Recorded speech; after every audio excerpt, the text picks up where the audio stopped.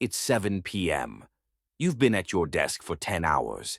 You've sent 50 emails, sat through 3 meetings, and cleared your Slack notifications. You are exhausted, but as you close your laptop, a nagging feeling remains. You didn't actually do anything today.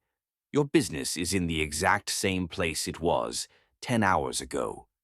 This is the busy trap. In the world of physics, we distinguish between two types of energy: kinetic energy that moves an object, and potential energy that just sits there. In entrepreneurship, we call this motion versus action. Today, we're going to look at why busy is a sophisticated form of procrastination and how to apply the physics of leverage to move your business further in 4 hours than most people do in a week. The illusion of motion. James Clear once wrote that motion is the state of being busy, while action is the type of behavior that gets you a result. Motion is researching a new software. Action is actually clicking purchase and setting up your first automation. Motion is writing a list of potential clients.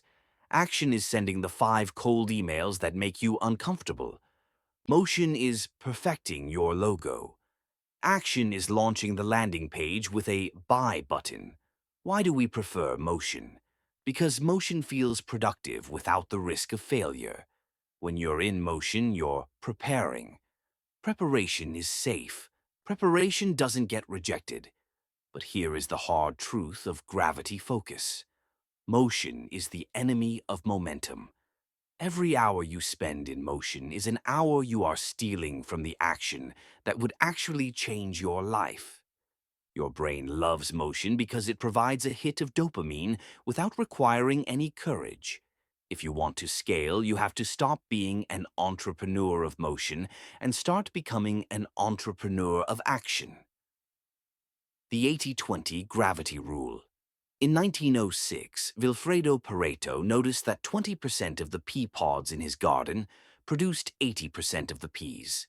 This 80-20 rule governs almost everything in business. But for the high-performance founder, we need to go deeper. There is a 1% rule. In any given week, there are likely only 2 or 3 massive tasks. These are the tasks that have enough gravity to pull the rest of your business forward. Everything else is just maintenance. Maintenance keeps the lights on, but leverage builds the empire. The reason most founders feel stuck is that they treat every task with equal weight. They give the same mental energy to choosing a font as they do to closing a $10,000 deal. To find your center, you must identify your heavy mass tasks, the ones that, once completed, make everything else easier or unnecessary. The action framework. So, how do we shift from the drift of motion into the power of action? We use a 3-step framework. Step 1. The motion audit. At the end of your day, look at your calendar. Ask yourself, if I could only have done one thing on this list to double my revenue, which one was it? Usually, it's the task you avoided until 4 p.m. Step 2. Isolate the friction. Usually, we stay in motion because the action feels heavy. We don't know the first step. If the action is launch an ad campaign, that's too big. Break it down until the first action is so small, it's impossible to fail. Write one headline. That's it. Step 3. High gravity mornings.